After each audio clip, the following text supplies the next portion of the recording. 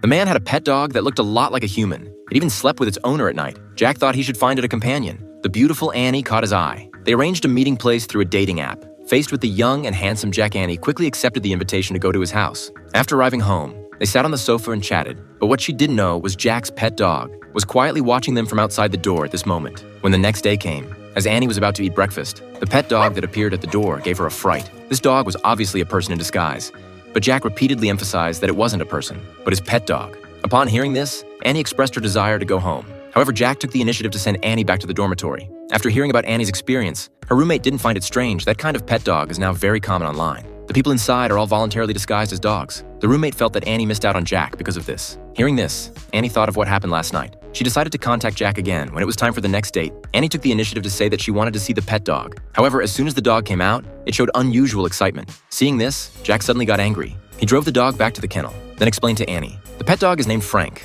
because he only had himself as a friend since he was a child. Gradually, Frank began to think of himself as a dog and regarded Jack as his master. Annie accepted this explanation. The two quickly entered a period of passionate love. However, on this weekend, Jack wanted to spend a phone-free holiday with her. Annie agreed. They had a good time playing in the room. But just as Jack was about to go to the basement to get red wine, Frank suddenly came up to Annie. He begged Annie for help and told Annie to leave here immediately. Annie was startled by this scene. Using the excuse of being drunk and wanting to rest, Jack didn't say much. When the next morning came, Annie wanted to sneak away, but the door was already locked. Jack suddenly appeared from behind. Annie brushed it off with the excuse of going out for some fresh air.